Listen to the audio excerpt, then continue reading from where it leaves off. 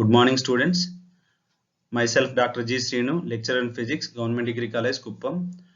ఈ రోజు మనం బోర్ అటామిక్ మోడల్ గురించి డిస్కస్ చేద్దాం. సో బోర్ అటామిక్ మోడల్ దీన్ని ప్రపోజ్ చేసింది ఎవరంటే Niels Bohr. So Niels Bohr postulates లో ఫస్ట్ వన్ ఏంటి అంటే సర్క్యులర్ ఆర్బిట్స్. అంటే ఎలక్ట్రాన్స్ ఆటమ్స్ లో ఉండే ఎలక్ట్రాన్స్ అనేవి న్యూక్లియస్ చుట్టూరు కూడా సర్క్యులర్ షేప్ లో మనకి తిరుగుతూ ఉంటాయి. అయితే ఎలక్ట్రాన్ సర్క్యులర్ ఆర్బిట్ లో తిరిగేటప్పుడు దానికి కావాల్సిన ఎలక్ట్రానిక్ కావాల్సిన సెంట్రిపెటల్ ఫోర్స్ అనేది ఆ ఎలక్ట్రాన్ కి న్యూక్లియస్ కి మధ్య ఉండే కూలుంబ్ ఫోర్స్ కి సమానంగా ఉంటుంది. అంటే mv²/r is equal to 1/4πε0 into ze²/r². అంటే mv²/r అనేది సెంట్రిపెటల్ ఫోర్స్, 1/4πε0 ze²/r² అనేది ఎలక్ట్రాన్ కి న్యూక్లియస్ మధ్య ఉండే కూలుంబ్ ఫోర్స్ ఆఫ్ అట్రాక్షన్.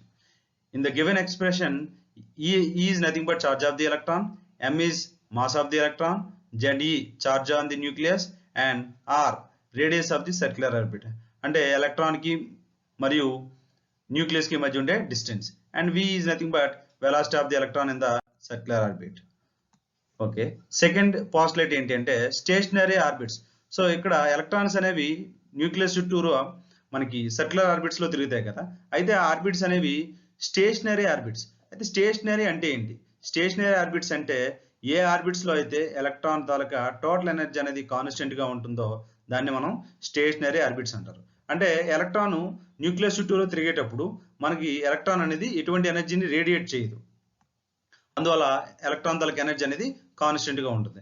అందువల్ల వాటిని స్టేషనరీ ఆర్బిట్స్ అని అంటారు. అయితే what is the condition to be a stationary orbit? అంటే స్టేషనరీ ఆర్బిట్స్ గా ఉండడానికి ఏ కండిషన్ ఏంటి అంటే ఏ ఆర్బిట్స్ లో అయితే ఎలక్ట్రాన్ తాలూకా యాంగులర్ మొమెంటం అనేది h/2π తాలూకా ఇంటిగ్రల్ మల్టిపుల్ గా రాసుకోగలుగుతామో అటువంటి ఆర్బిట్స్ మాత్రమే స్టేషనరీ ఆర్బిట్స్ అంటారు. సో మ్యాథమెటికల్ ఎక్స్ప్రెషన్ ఏంటి అంటే mvnrn is equal to nh/2π. ఇక్కడ n అనేది ప్రిన్సిపల్ క్వాంటమ్ నెంబర్, దాని తాలూకు వాల్యూస్ ఎలా ఉంటాయంటే 1, 2, 3 సో అండ్ సో అలా ఉంటాయి. అండ్ h అనేది flank constant. Okay, for example first orbit అంటే n is equal to 1 లో ఎలక్ట్రాన్ తాలూకా యాంగులర్ మూమెంటం ఎంత L1 అనుకుంటే L1 is equal to mv1r1. దాని తాలూకు వాల్యూ ఎంత ఉండాలి అంటే 1h/2π ఉండాలి. సిమిలర్ గా సెకండ్ ఆర్బిట్ లో ఎలక్ట్రాన్ తాలూకా యాంగులర్ మూమెంటం L2 అనుకుంటే L2 is equal to mv2r2. దాని తాలూకు వాల్యూ ఎంత అంటే 2h/2π. సో ఈ విధంగా ఎలక్ట్రాన్ తాలూకా యాంగులర్ మూమెంటం ఏ ఆర్బిట్ లో అయినా ఎంత ఉండాలంటే ఇంటిగ్రల్ మల్టిపుల్ ఆఫ్ h/2π ఉంటే అటువంటి ఆర్బిట్స్ ని మనం స్టేషనరీ ఆర్బిట్స్ అని అంటారు. అయితే ఇక్కడ మనం డయాగ్రామ్ లో చూడొచ్చు ఎలక్ట్రాన్స్ అనేవి సర్క్యులర్ ఆర్బిట్స్ లో తిరుగుతాయి. ఇక్కడ ఎలక్ట్రాన్ తాలూకు వెలాసిటీ u బార్, ఎలక్ట్రాన్ తాలూకు మాస్ m, ఎలక్ట్రాన్ తాలూకు చార్జ్ -e, ఇక్కడ r అనేది ఎలక్ట్రాన్ తాలూకా ఆర్బిట్ తాలూకా radius, and orbital angular momentum L bar is equal to r bar cross p bar. ఇక్కడ బోర్ కొన్ని అజంప్షన్స్ చేసుకున్నారు. ఏంటి అంటే ఫస్ట్ వన్, ఆటమ్ లో ఉండే న్యూక్లియస్ అనేది స్టేషనరీగా ఉంటుంది. అంటే న్యూక్లియస్ తాలూకా మోషన్ అనే దాన్ని నెగ్లెక్ట్ చేశారు. అండ్ ఇక్కడ ఎలక్ట్రాన్ తాలూకా మాస్ కూడా ఎలా తీసుకున్నారంటే కాన్స్టెంట్ గా తీసుకున్నారు. యాక్చువల్ గా ఎలక్ట్రాన్ తాలూకా మాస్ అనేది వెలాసిటీతో పాటు చేంజ్ అవుతుంది. ఓకేనా, దాన్ని ఇక్కడ నెగ్లెక్ట్ చేశారు. So coming to the third postulate, that is transition condition or emission of photon కూడా చెప్పొచ్చు. ఇక్కడ ఫోటాన్ అనేది ఎమిట్ అవ్వచ్చు లేదా అబ్జార్బ్ అవ్వచ్చు. ఎప్పుడు when the electron jumps from one orbit to another stationary orbit. అయితే ఆ ఎమిట్ అయిన ఫోటాన్ కానీ అబ్జార్బ్ అయిన ఫోటాన్ తాలూకు ఎనర్జీ ఎంత ఉంటుందంటే ఆ రెండు ఎనర్జీ లెవెల్స్ మధ్య ఉండే ఎనర్జీ డిఫరెన్స్ కి సమానంగా ఉంటుంది. మ్యాథమెటికల్ గా delta E is equal to em minus en, that is equal to h nu. For example, if the electron jumps from n is equal to 3 orbit to n is equal to 2 orbit, the energy of the emitted photon is given by h nu is equal to E3 minus. Okay, so what is the velocity of the electron in the nth orbit? From the equation number 1, mv²/r is equal to 1/4πε0 ze²/r². ఇక్కడ r cancel అవుద్ది. So ఇక్కడ పైనుండే expression ని simplify చేస్తే mvr into v is equal to ఎలా రాయొచ్చు ze²/4πε0. కానీ mvr is equal to ఎంత అంటే nh/2π. So nh/2π into v is equal to ze²/4πε0. So final గా nth ఆర్బిట్ లో ఎలక్ట్రాన్ తాలూకు వెలాసిటీ ఎంత అంటే vn అనుకుంటే vn is equal to ze² by 2nh epsilon naught. So దీన్ని కింద మీద c తో మల్టిప్లై చేస్తాం అనుకోండి, ఈ పైనుండి ఎక్స్ప్రెషన్ ని న్యూమరేటర్ ని డినామినేటర్ ని c తో మల్టిప్లై చేస్తే మనం ఈ విధంగా అరేంజ్ చేస్తే vn is equal to e² by 2hc epsilon naught into cz by n. ఇక్కడ ఈ బ్రాకెట్ లో ఉండే టర్మ్ ఏమంటారంటే alpha is equal to e² by 2hc epsilon naught. అయితే ఈ ఆల్ఫాని ఏమంటారంటే ఫైన్ స్ట్రక్చర్ కాన్స్టెంట్ అంటారు. దాని తర్వాత వాల్యూ ఎంత అంటే 1/137. So velocity of the electron in the nth orbit is equal to 1/137 into cz by n. ఇక్కడ లైట్ వెలాసిటీ c తాలూకు వాల్యూ సబ్స్టిట్యూట్ చేస్తే vn is equal to ఎంత అంటే 2.2 into 10⁶ z by n metre per second. So for hydrogen atom అంటే z is equal to 1. So z is equal to 1 అయితే first orbit లో electron తాలూకు radius ఎంత v1 is equal to c/137. Second orbit లో electron తాలూకు radius, second orbit అంటే n is equal to velocity of electron in the second orbit is given by c by 2 into 137.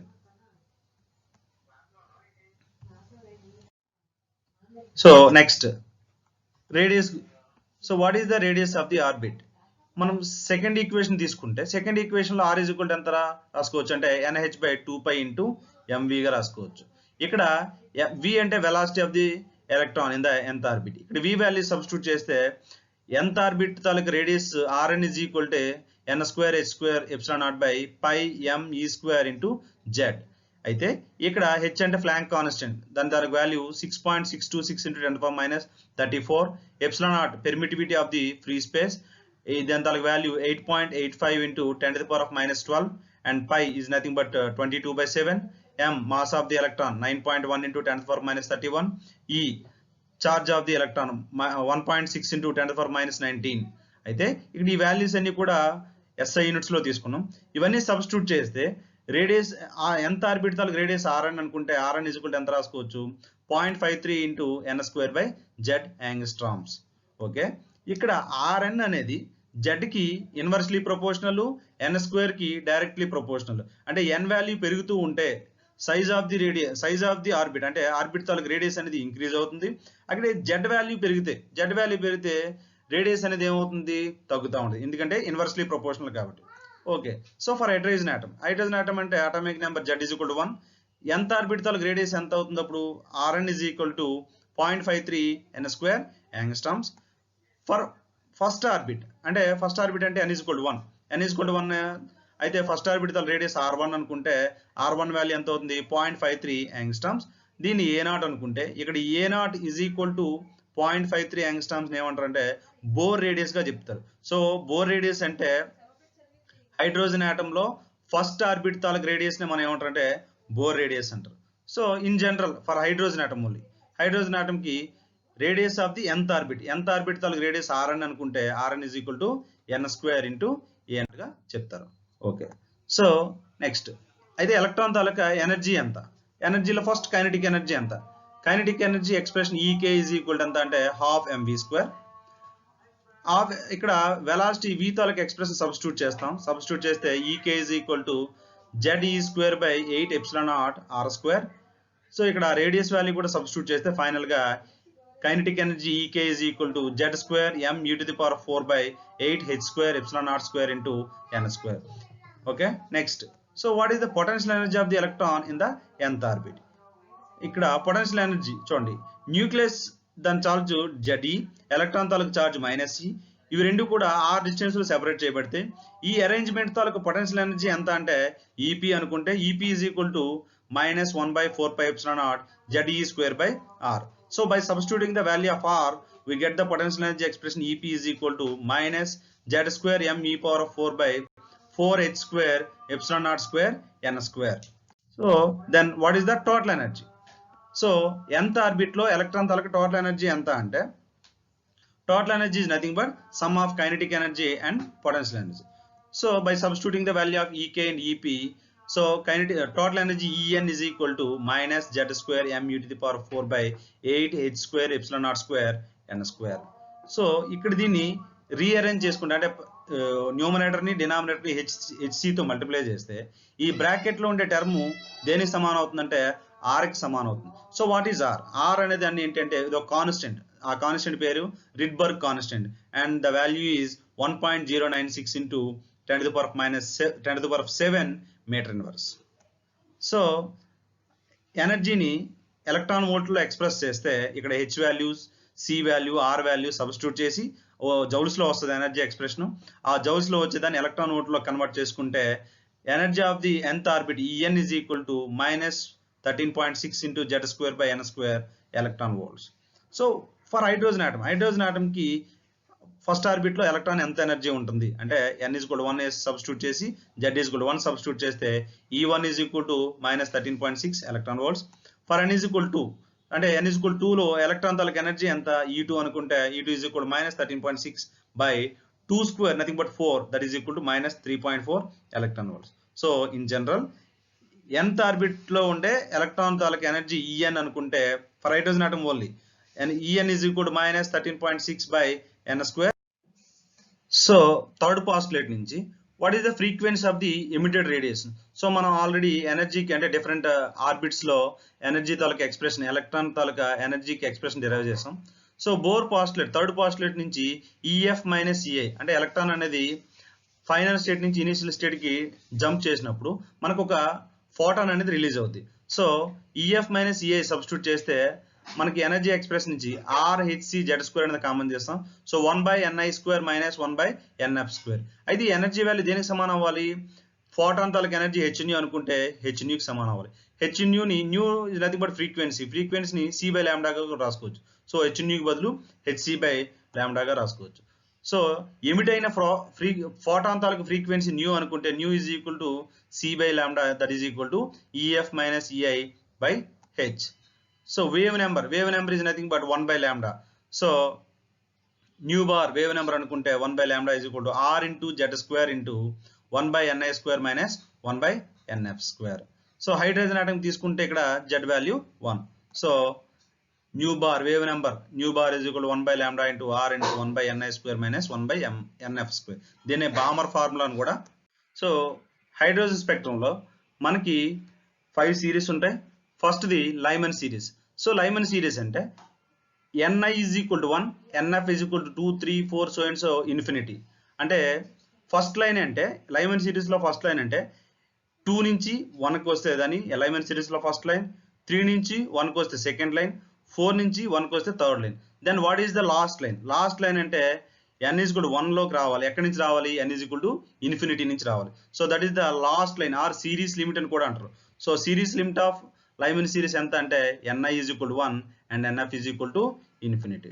So coming to the second series that is Balmer series. Balmer series అంటే n is equal to 2 లోకి electron transition జరగాలి. ఎక్కడి నుంచి? 3 నుంచి 2, 4 నుంచి 2, 5 నుంచి 2, 6 to 2, 7 to 2 so and so. So n is equal to 2 లోకి transition జరిగితే అవన్నీ కూడా బామర్ సిరీస్ గా ఉంటాయి. నెక్స్ట్ బామర్ సిరీస్ తాలూకా సిరీస్ లిమిట్ ఎంత అంటే Ni is equal to 2 ఉండాలి అండ్ ఫైనల్ స్టేట్ ఎక్కడి నుంచి రావాలి? ఇన్ఫినిటీ నుంచి రావాలి. So that is the series limit of Balmer series. And the next one is passion series. Passion series nothing but n is equal to 3 లోకి రావాలి. అంటే 4 to 3, 5 to 3, 6 to 3, 7 to 3. So ఈ lines అన్ని కూడా మనకి ప్యాషన్ సిరీస్ గా ఏర్పడతాయి. Next passion series లో లాస్ట్ లైన్ అంటే Ni is equal to 3 లోకి రావాలి. ఎక్కడి నుంచి రావాలి? ఫైనల్ స్టేట్ అనేది ఇన్ఫినిటీ నుంచి రావాలి. That is known as series limit. And bracket series. So fourth series is bracket series. Bracket series లో ఎలక్ట్రాన్స్ అనేవి n is equal to 4 లోకి రావాలి. అంటే 5 to 4, 6 to 4, 7 to 4 ఇలా వస్తే దాన్ని బ్రాకెట్ సిరీస్ అంటారు. ఈ బ్రాకెట్ సిరీస్ తాలూకా లాస్ట్ లైన్ వచ్చేసి ఆర్ సిరీస్ లిమిట్ అని కూడా అంటారు. Ni is equal to 4, Nf is equal to infinity. And fund series last series. ఇది ఎలక్ట్రాన్స్ అన్ని కూడా n is equal to 5 లోకి రావాలి. అంటే 6 to 5, 7 to 5, 8 to 5 ఆ లాస్ట్ లైన్ అంటే ఇన్ఫినిటీ నుంచి 5కి రావాలి. ఇవన్నీ కూడా ఫండ్ సిరీస్ అంటారు. అయితే ఎలక్ట్రోమాగ్నెటిక్ స్పెక్ట్రంలో లైమన్ సిరీస్ అనేది అల్ట్రావైలెట్ రీజియన్ లో ఉంటుంది. బామర్ సిరీస్ అనేది యూవి విజిబుల్ రీజియన్ లో ఉంటుంది. అండ్ ప్యాషన్, బ్రాకెట్, ఫండ్ ఈ మూడు కూడా మనకి ఇన్ఫ్రారెడ్ రీజియన్ లో ఉంటాయి. Okay, then finally what are the drawbacks of Bohr model? Bohr model ఒకటి కన్నా ఎక్కువ ఎలక్ట్రాన్స్ ఉండే ఆటమ్స్ తాలూకు స్ట్రక్చర్ ని ఎక్స్ప్లెయిన్ చేయలేకపోయింది. And for example hydrogen atom తాలూకు స్ట్రక్చర్ ని ఎక్స్ప్లెయిన్ చేసింది. But and helium for example next ఒకటి కన్నా ఎక్కువ ఎలక్ట్రాన్స్ ఉన్నాయంటే కమింగ్ ఆటమ్ ఏంటి హీలియం. సో హీలియం తాలూకు స్ట్రక్చర్ కూడా మనకి అది ఎక్స్ప్లెయిన్ చేయలేదు. Next Bohr model doesn't explain the distribution and arrangement of electrons in the atom. అయితే బోర్ మోడల్ ఆటమ్స్ లో ఉండే ఎలక్ట్రాన్స్ ఏ విధంగా డిస్ట్రిబ్యూట్ చేయబడ్డాయి లేదా ఏ విధంగా అరేంజ్ చేయబడ్డాయి అనేది ఎక్స్ప్లెయిన్ చేయలేదు. And it doesn't explain the variations in intensity of spectral lines of N atom. So మరి ఫర్ సపోజ్ హైడ్రోజన్ ఆటమ్ తీసుకున్నాం. హైడ్రోజన్ ఆటమ్ లో స్పెక్ట్రమ్ లో ఎన్ని ఉంటాయి 5 సిరీస్ ఉంటాయి. అయితే ఆ స్పెక్ట్రల్ లైన్స్ తాలూకు ఇంటెన్సిటీ అనేది చేంజ్ అవుతుంటుంది. ఆ ఇంటెన్సిటీ వేరియేషన్ ని మనకి ఎక్స్ప్లెయిన్ చేయలేదు. And it doesn't explain the fine structure of the spectral lines. So single spectral line అనేది మనం అబ్జర్వ్ చేస్తే it is a combination of more than 2 lines. So దాన్ని మనం ఫైన్ స్ట్రక్చర్ అంటాం. ఆ స్పెక్ట్రల్ లైన్స్ తాలూకు ఫైన్ స్ట్రక్చర్ కూడా మనకి ఎక్స్ప్లెయిన్ చేయలేదు. And it doesn't explain the Zeeman effect and Stark effect. So what is Zeeman effect and Stark effect? So spectral line అనేది magnetic field apply చేస్తే అది రెండు లేదా అంతకన్నా ఎక్కువ లైన్స్ గా స్ప్లిట్ అయితే కాంపోనెంట్స్ గా స్ప్లిట్ అయితే దాన్ని జెమాన్ ఎఫెక్ట్ అని, అదే ఎలక్ట్రిక్ ఫీల్డ్ లో స్ప్లిట్ అయితే దాన్ని స్టార్క్ ఎఫెక్ట్ అని అంటారు. సో ఈ బోర్ మోడల్ ను బేస్ చేసుకొని జెమాన్ ఎఫెక్ట్ ని స్టార్క్ ఎఫెక్ట్ ని మనం ఎక్స్ప్లెయిన్ చేయలేం. And it doesn't explain the chemical bonding. So ఈ బోర్ మోడల్ కెమికల్ బాండింగ్ కూడా మనకి ఎక్స్ప్లెయిన్ చేయలేదు. Thank you.